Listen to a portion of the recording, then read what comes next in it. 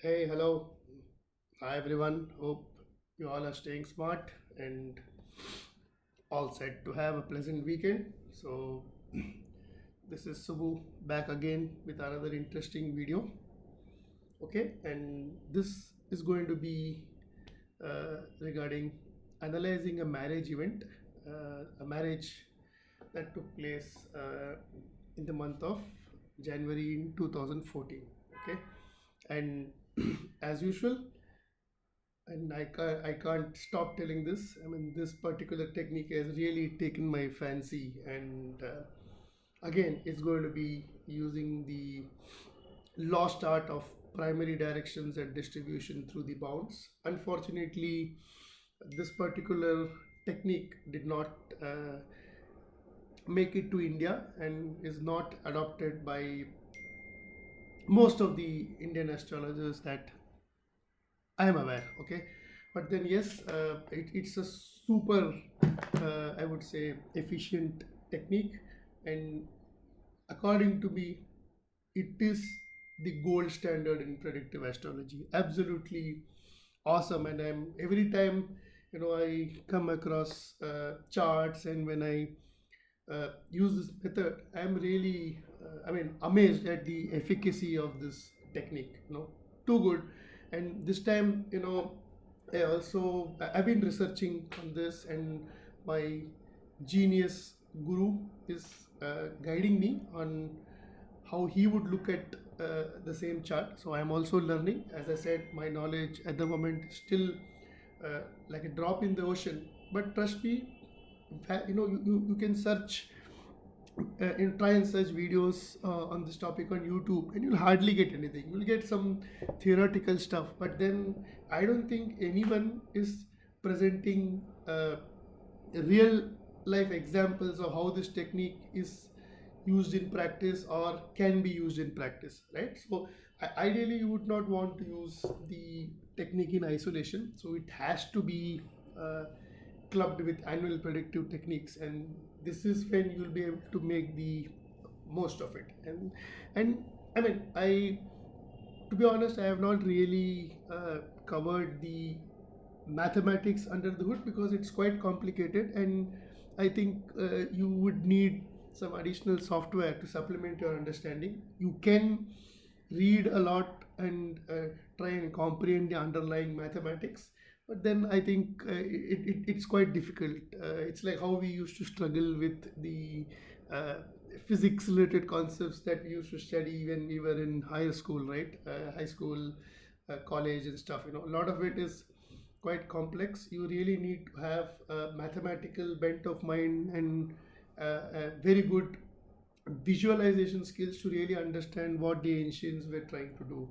And but I felt that keeping the mathematics under the hood aside, it is very important to understand how the technique is applied. Application is important, definitely.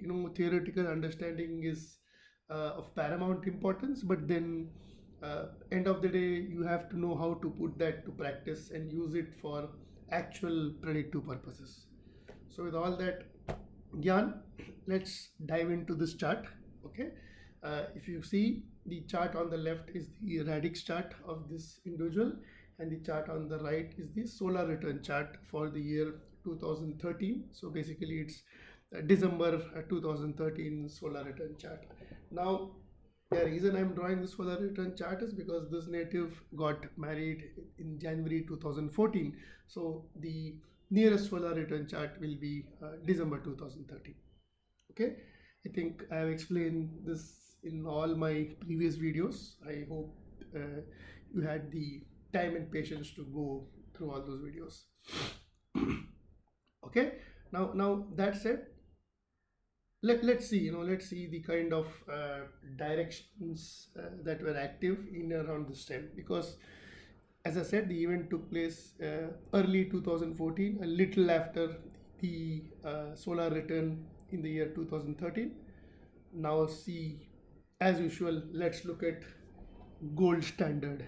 Okay, so I have not pasted the entire set of directions, but then yeah, just in and around that time, so that's what really makes sense. So if you see, look at some interesting stuff, couple of years or just around that time. One is in 2009, the ascendant was directed to the terms of Jupiter in Leo. Ascendant was directed to the terms of Jupiter in the sign Leo. Okay, so ascendant was directed to the terms of Jupiter in Leo, right? First thing, look at another interesting direction. Around March 2010, you see this particular direction that has taken place. So the moon is directed to a trine of the moon is directed, moon, the significator moon is directed to a trine of Venus. Okay, now we all know that Venus is the significator of marriage, and then moon again, of course, is uh, moon obviously is also the significator of marriage as such. But here in this case, let's focus on what the texts, the medieval texts say about this kind of a configuration. So as I said, the moon is directed to the trine of Venus. Okay, now even before getting into it, see here. So this is actually an extract from one of the famous medieval astrology texts, which is Christian astrology by William Lilly. So I think this was written in the 1600s and 1700s, and then it's like quite widely read as well as accepted. So we are talking about the moon directed to the sextile or trine of Venus. It is off, okay, and that's a printing mistake, but yeah, in this case we are talking about moon directed to the trine of Venus. If you see, for the explanation for moon directed to the trine of Venus, it says the native never must expect to live more pleasantly, which basically means he can expect to live extremely, he'll be in a very, very pleasant situation. He had success in all manner of his affairs, all things go on successfully. He happily marries, he marrieth happily. This is that old style English. But see, this particular direction, the moon directed to the trine of Venus, is associated with he married happily. So in this case, this individual got married when this, because this direction was still there. If you really see here, moon, even though moon is directed to the terms of Jupiter in say March 2014, the trine of Venus was still, I would say, there. I mean, the trine of Venus was still active. Okay, so it's like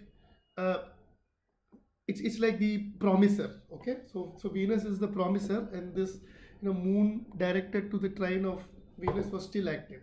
Now see the beauty. So obviously it talks about a moon Venus trine from a primary direction standpoint.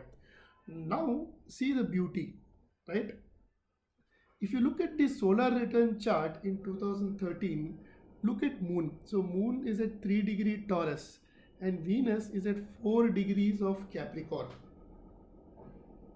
Are you seeing what I'm seeing?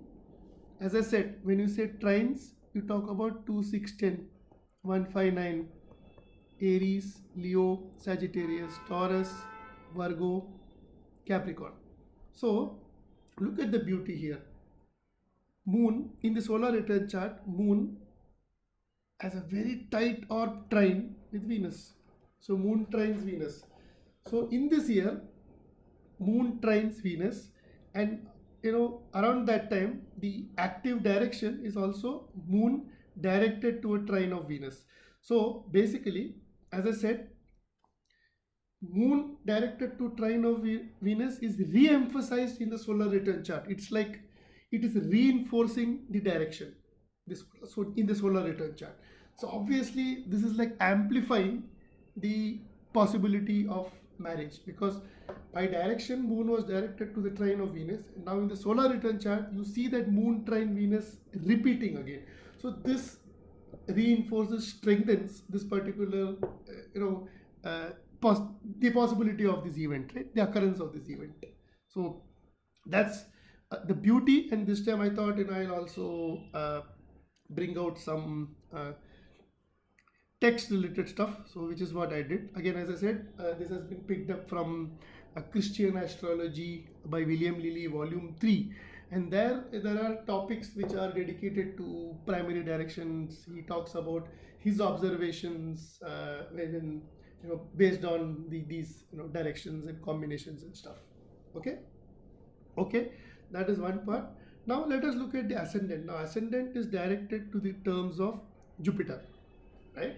So ascendant is directed to the terms of Jupiter in Leo. Ascendant directed to the terms of Jupiter in Leo. Now in the solar return chart, if you see, because ascendant is directed to the terms of Jupiter, Jupiter now is a chronocrator. In the solar return chart, Jupiter is in the 7th house. So Jupiter is in the 7th house, right? So Jupiter is in the 7th house of the solar return chart. So obviously, being a benefic influencing the 7th house, again it has the it has a strong probability of giving marriage. Okay, this is like the second point of confirmation. Now look at MC. Now, in my observation, MC is basically the cusp of the 10th house, and that's your action, right? The MC, if you see, is directed to the terms of Venus in Taurus. So MC is directed to the terms of Venus in Taurus. Okay. Now, which means Venus is also an important chronocrator. Look at Venus. Now, Venus obviously is in the 7th house of the natal chart. So again, Venus is getting triggered, right? Now, MC is in the, as I said, terms of Venus in Taurus. Now let us look at the Egyptian terms. So if you look at Taurus, the terms of MC is in the terms of Venus in Taurus is basically the 0 to 8 degree band. Okay, so MC is in the terms of Venus in Taurus. So basically it is in the terms of Venus in Taurus, right? 0 to 8 degrees. And look at this, 0 to 8 degrees Taurus, or 0 to 7 degrees and 59 minutes. Moon, if you see in the solar return chart, is actually falling in that band. So it's like Moon, the body of Moon is conjunct the directed MC, because MC is directed to the terms of Venus in Taurus. So MC is directed to the terms of Venus in Taurus, and that is basically 0 to 8 degrees, and the body of Moon is actually falling in the directed MC. The body of Moon is falling in the directed midheaven. I was just also trying to find out what, so the medium coeli to the body of Moon, basically the body of Moon is falling in the directed MC, right? And look at this, the body of Moon, it again, here also it talks about, it imports marriage,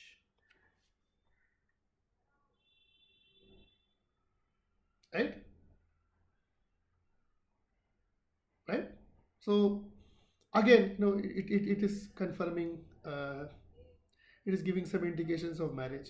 Now look at the beauty again. As I said, ascendant is directed to the terms of Jupiter. Okay, ascendant is directed to the terms of Jupiter, right? In Jupiter is in the 7th house in the solar return chart or the revolution chart, and look at this, Jupiter and Saturn. This is 24 degrees, Saturn is also 24 degrees, and this is in Libra, whereas this is in Gemini. So Jupiter is actually trining Saturn. So Jupiter trines Saturn in the revolution chart. And what is Saturn? Saturn is the 7th lord. Saturn is the 7th lord of the natal chart. So basically, the revolution Jupiter trines revolution Saturn, and Saturn happens to be the 7th lord, and Jupiter is an important chronocrator because ascendant is directed to the terms of Jupiter. So Jupiter, being a chronocrator, is in the 7th house and also trining the natal 7th lord. So I think there are enough, I would say, confirmatory points to prove that marriage is a very strong possibility. Now on top of that, you use any method, double transit, or whatever, dasha, whatever you want to do. I mean, just to reconfirm the possibility of this event. I just wanted to bring this to your notice that this is how I employ primary directions, and I'm still researching on it. But if you like this video, please do let me know, and please do subscribe to my channel. So with that, this is Subhu signing off. Continue to have a pleasant weekend, and bye everyone.